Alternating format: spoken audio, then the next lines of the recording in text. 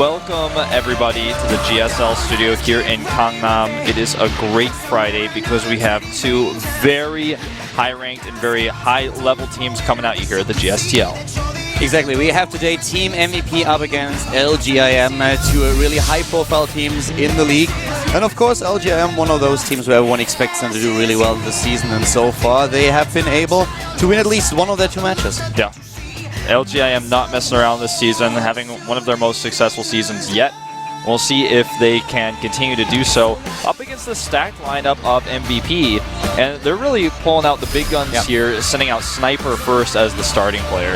MVP, on the other hand, of course, also with one loss so far. They have one win, one loss, and now they are up against LGIM, who are on the same score. And LGIM starts today with the winner of IEM Katowice. They start with first as their starting player. Yeah, first is going to be playing on Belcher Vestige as well. So we'll talk about how important this is a little bit later. But if you look at these two teams, I feel like they both have such great, large, flexible rosters. Maybe only StarTale has a little bit more players on theirs, but there's so many Code S champions on the LGIM bench. On the other hand, there's a few of them on the MVP bench as well. Today should be a really tense match. I'm really excited to have this, especially since we are starting with the Protoss versus Zerg today. It's going to be interesting to see how the teams will adapt and will just try to a little bit capitalize on the information that they gathered in the last few games. This is a new format in the GSTL still. We are in our third week now, and it's going to be really interesting to see if LGIM can come out on top today, because MVP, traditional speaking, a very strong team in the Team League. LGIM, traditionally speaking, you know, to counter that, has been a little bit weaker in the GSTL. They did do really well in their first season of GSTL, the first season we ever had. But since then, they've faltered a little bit. They haven't had as much success. And this has been kind of a good, new, clean slate for them. They did decently in the preseason. Now, of course, coming to the regular season, not the results that are the best possible for them, but at the same time, looking a lot better than they have in previous seasons. Exactly. Currently, we're looking at LGIM tied with MVP for fourth place. We have Axiom, Acer, Azubu, and FX Open claiming the top three. So they really want to go to the top today. The teams that I just mentioned already have 3 games under their belt.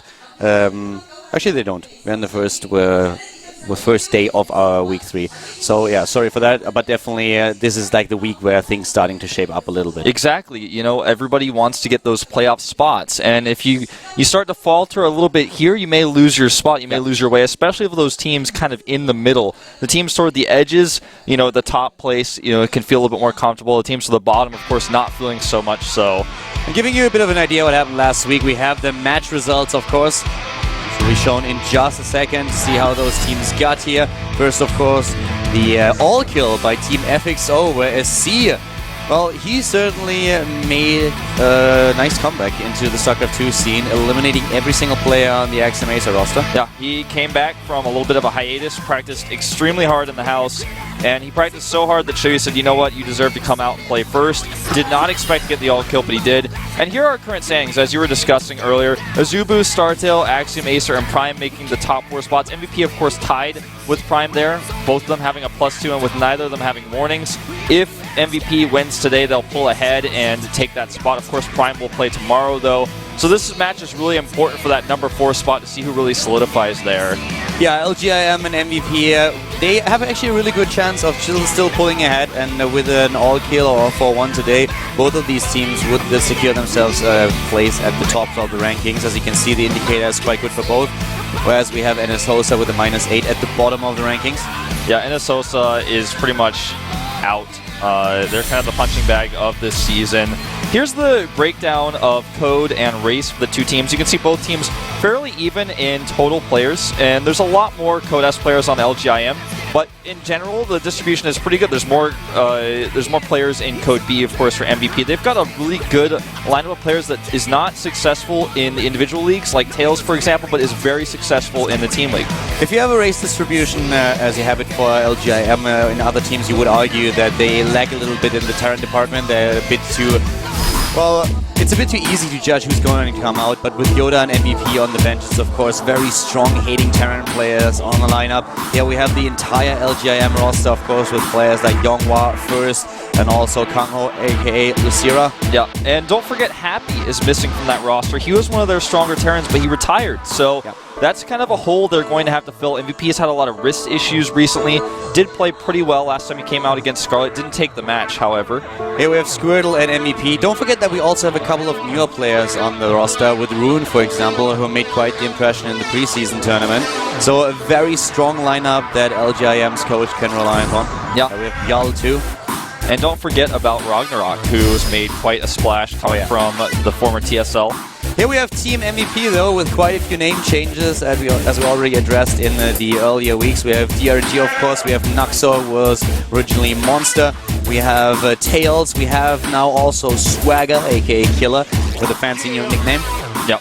And Sniper being the starting player here, a very bold choice. This guy is a GSL champion, a very strong, heavy-hitting Zerg that you do not want to mess with. And them sitting him out first is trying to say, you know, we want to get as many wins as possible. We want to make this the highest indicator possible, maybe even hope for a 2 or 3 kill with starting player. Yeah. And the team is still making a lot of fun of Killer, by the way, aka Swagger. I didn't even have to say anything today when I came into the backstage area. The entire team looked at me and all of them started grinning, and Killer just shot me a look and it was like, Swagger? And I'm like, yeah, I didn't say anything. Everyone was laughing like, hey guys, I'm completely innocent. I didn't say a thing. It's like he's listening to us right now, man. I bet he is. Oh, I love it. That was a great camera shot there. I bet you he's going to switch his nickname again soon. I think he probably will as soon as GOMTV asks him. You know, at the start of every season, that's when the questions get asked. Yeah, next season probably, then we're going to start with a new nickname for him. Yeah, can't be too long. Well, we've got a lot of fans in the studio, including a very adamantly watcher. I don't know how to say this, an adamant watcher, blue-haired fan over there. Comes to the studio, chat with him quite a few times. You know, I'm really excited for today's game. We had a couple of all kills in the recent past, which is of course a little bit easier in the new system with a best of 7 instead of a best of 9. But today should be really good. I mean, Sniper as the first player for Team MVP, that's already a statement right there. And then you have LJM with his strong lineup, Nesty at the front, joking with the coach a little bit. This should be a really good day, Wolf. Yeah, it's going to be great. I would love to see Nesty come out. It's not certain whether he will or not, but he is such a role model for his teammates and for pro gamers everywhere, especially aspiring ones. And older players as well, as he's actually aged quite nicely with his skill coming together. Yeah, I think Nesty and Whitera, two of the oldest players that we have in the scene. Yeah. And here we go, the teams entering the arena. Opening match today is going to be Sniper up versus First. The champion of IEM Katowice has to prove himself once again. Yeah, and he has a tough path starting off with a GSL champion to face. And that just shows, it speaks volumes for the match that we're about to see. We're watching teams of champions clash together here with snipers on both sides. I love the potential snipers that MVP has shown us in the past, like Tails, for example, is extremely good at that. Tails is such a good player to have on your lineup when you're playing in a team league. You can always rely on him pulling out a new build if you tell him to snipe a certain player. He's shown it so often, and he is just so valuable in this team environment. And you know, both teams have such great leaders to rely upon, like Nesty, like Killer, like Dongreku, that you can really put in, you know, they can just give you a good word when you're nervous, when you're stressed out, when you're not sure what you're going to do or who to rely on. You know, somebody who's got that experience like MVP can say, hey, I think we should send this player out for this reason. It's such a good point. A lot of players have told me in the past that they really rely a lot on these very experienced players, as you said, MVP, but also Nesty, who always has a good word for his comrades and is always there to give them a little bit of help and assistance and just a bit of a pep talk before a match starts. So that's really important for team spirit. Yeah, very much so. And it doesn't look like either team looks very nervous or stressed here. This is both teams looking extremely confident. Oh yeah, and so they should.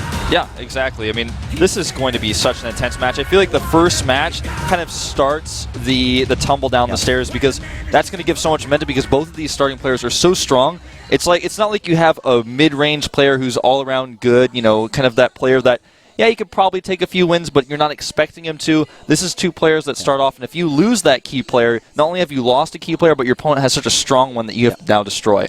And you can also see that with the new format now, we have both of the teams really going all out. The Sniper, setting him up as a first player, as the starter for the team, is a very bold choice. And as I said before, it's really a statement. And one of the things that you also need to consider is that MVP, they were quite upset with the loss against Axiom Acer. That was something they didn't consider would happen. Especially since Axiom Acer get crushed in the preseason tournament. So MVP was going into this first week and was like, whoop, easy win for us. Turns out that Axiom Acer is not the easy victim that a lot of people thought they would be.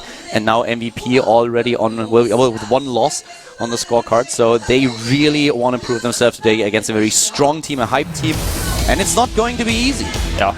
It all starts here, though, in our opening match. Belshire Vestige is a map that I want to talk about a little bit because of this player first. This is a map where Protoss players have been able to comfortably take a third base with the extension of those destructible rocks they added. It's a lot easier to wall now on that map.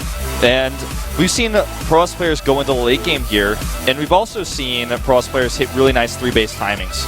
Yeah.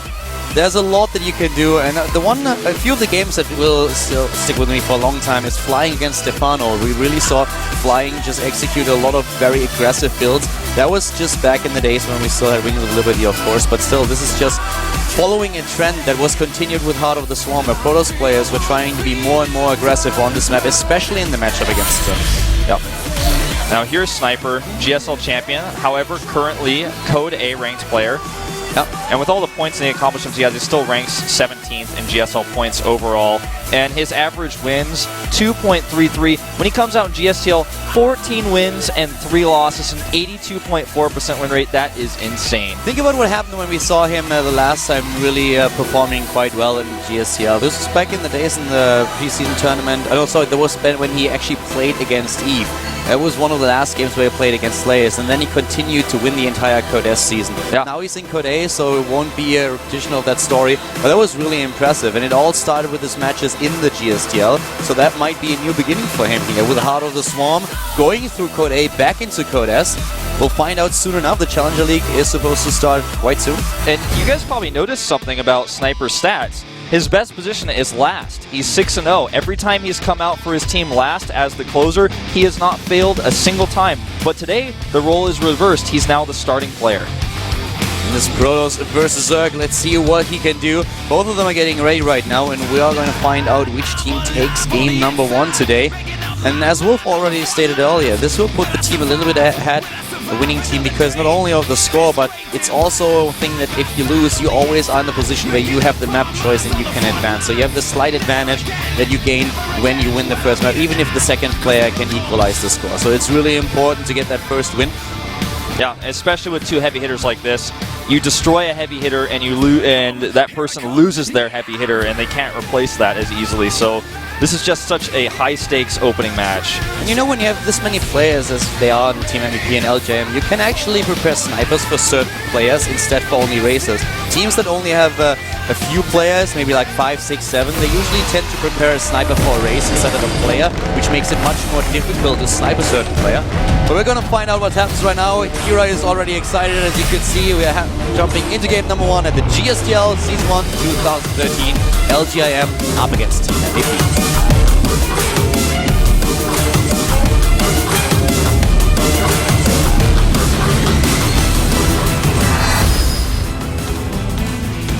Starting to the top left, we have our Protoss player for Team LGIM. This is LGIM first. First won the first tournament that we had in Heart of the Swarm, the first big offline tournament. It was IM in Katowice, and he went 19-2 in this tournament, which was so impressive. He's up against a very, very strong player at the bottom right, the former GSL champion. Starting for Team MVP, we have MVP Sniper. This guy is someone who was one of the top Zergs when we had a kind of arguably period of Zerg dominance towards the end of Wings of Liberty, but he's not as known in Heart of the Swarm just yet. This is actually the second time that we have a Protoss versus Zerg starting matchup in the GSTL this season. The only other game where this happened was in the first week, where we had, I think it was FXO that played back then. Actually played, yeah, it was Team FXO versus Incredible Miracle. Back in the day we had Rune up versus Lucky. The Zerg player was able to win the encounter. Maybe a sign for Sniper. Yeah, maybe so. Yeah, and every other game we only had, we had Terran player, at least one Terran player starting. By the way, shoutouts to Australian fans in the crowd. Thank you for coming. And it looks like we're going to have a Nexus first here. No Forge on the main, nothing out of the ordinary here from first. He's just going to go ahead and drop that Nexus down now. Yep. Nexus here for the Protoss player, and on the other hand we have for Sniper Pool, as you would expect early on. If you want to play it safe, you're not taking risks, then you always start with the Pool before the Hatch. Few players trying a little bit more to go into this Hatch first start against Protoss these days though. Yeah, we've seen it a few times. We've seen it punished as well, almost equally as often. You always take a risk. You have to be very, very careful when you start with the Hatch first. Have a few drones patrolling and Overlord in position. But on the other hand, you always want to send out the second Overlord as fast as possible to get good positions at the main base and the natural of your opponent, which is exactly what we see Sniper doing here. Yep. Both of these players actually, in their televised matches, are a little bit weak in the matchup, as you can see. This is actually one of those maps where you can play both styles that are very popular against Protoss. You can either go into a Hydra composition and try to add a few Vipers later on, or you can also just start with the Queen Ultralist that we've already seen on this particular map, where Squirtle was playing. This was one of the games where he faced, I think, JKS. I'm not 100... Yeah, it was actually against JKS. And Squirtle himself said later on that it was a little bit tricky for him going into Void Race because he didn't expect the Queens to do this well against them. So that's one of the counters that Zerg has these days if the Protoss actually goes for a lot of air units. I did actually misspeak earlier looking at those stats. I misread them and I was like, wait a minute, what? Its first has had the trouble in this matchup, 1 and 3, whereas Sniper on the other hand has destroyed a lot of Process. I was like, wait, what? They're both pretty good players. Yeah, only first playing a few televised matches in the GSL. Of course, overseas, you said 19 and 2 at IEM, a very different story. You know, the thing about First also is that he was recently successful in the Code A qualifier. He was able to win his bracket, so now he's one of the players that we will see in the Challenger League. The same is true for his opponent. Yeah. And First had to defeat quite a few opponents. He had to take out Size, for example, a Zerg player that was earlier able to defeat Lucy. And then in the finals, he won a Protoss versus Protoss where he took down Bonk. On the other hand, we have Sniper already in Code A, and Sniper is actually facing a player in the same matchup in his first game in the Challenger League. He's up against Trap. Yeah, very true. And he's probably been preparing quite a bit for that, so this kind of overlaps for him. That makes him feel pretty comfortable going to this. We do have a +1 go down for First. He has seen the third base of his opponent. He knows it's a pretty quick third. Chrono boosting also his gateway here. We have him now with a +1 attack just started a few seconds ago before any kind of tech choice. The one Stalker will be out quite soon, and this will help him to shut down the Overlord scouting. Yeah, and it looks like he wants to pressure actually with a second Stalker, even skipping the Sentry. And he's going to move out across the map and try to maybe snipe the Queen with his first few units. He doesn't have to do that. Overlord already heading into the main base, another pylon is being dropped, sees the Overlord right away. And of course, First knows that there's another Overlord position to the right side of his base, so he will know where to hide his tech if he wants to go for it. But he just wants to play this with a little bit of early game aggression with the Mothership Core. Yeah.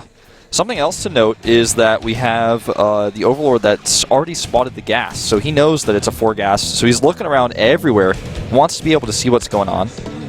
Yeah, at this point he really has to be a little bit careful. This early aggression with the Mothership Core is just so strong, since you have the recall now to always back off when you realize that you can't do a lot of damage and might lose your units.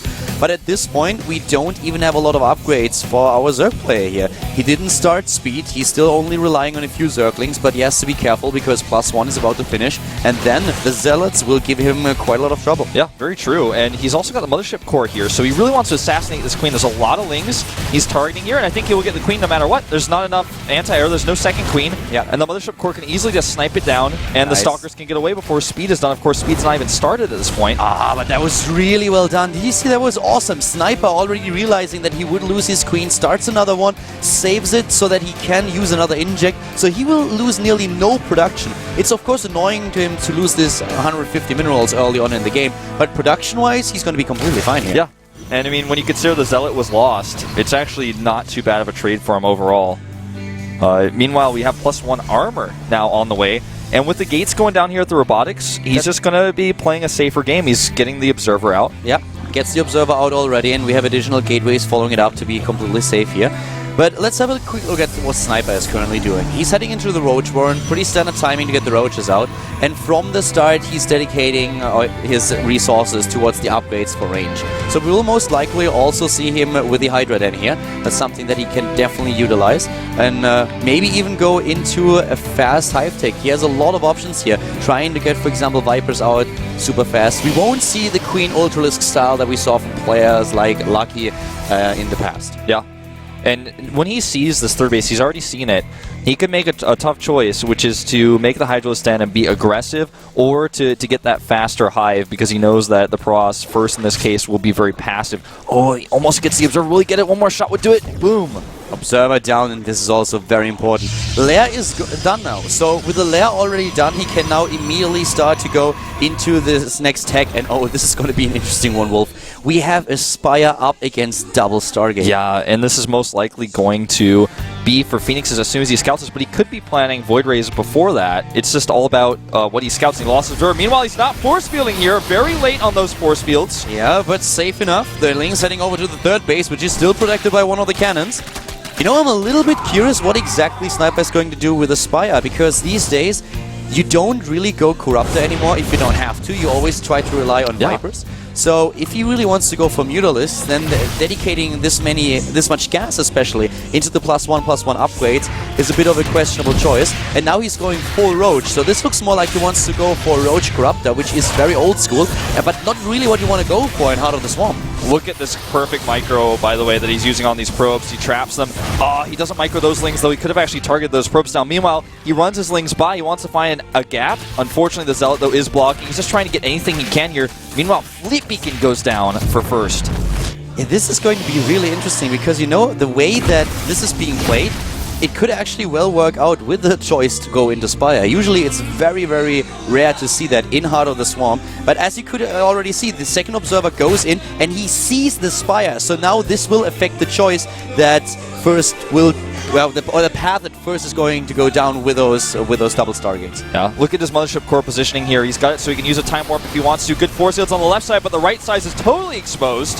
Yeah, and here come those Roaches, and we only have one Immortal. I'm a little bit surprised that we see Phoenixes instead of Void Rays here, given the choice of units that we have for Sniper. But so far, first is holding, but the force fields are going to run out eventually. Yeah, they certainly will, and he's going to do a ton of damage to those sentries. They're all exposed here. In fact, he should be able to get all three. They explode simultaneously. The Immortal is in full retreat. He needs to use that cannon on the Nexus. Roaches are moving in, and more Phoenixes are being built. The Phoenixes alone won't help him against those Roaches. He needs a bunch of Void Rays here. Yeah, this is a little bit of an odd choice to continue making Phoenixes after scouting the Roaches. Now he goes to the Voids. Now he goes into the Void Rays, but only after he built 5 Phoenixes, and they can, of course, now hunt down a few Overlords, but he needs something to defend here, and it's not going to be pretty. Yeah, I think this may actually end the game. He's doing so much damage here, and that wall's not lasting much longer here. Yeah, only now 2 sentries, so he can use the force fields, but as you said, the wall is already gone. He waited a long time to cast those force fields, a smart choice in this situation, but he is losing so much time, and he needs the Void Rays out. Yeah, the core is gone too, so no more sentries here, and I think this is just going to be too much. The Roaches break through. He's got a bunch of Phoenixes that he's not even using. The Void Rays finally coming out, but it's too little too late. GG.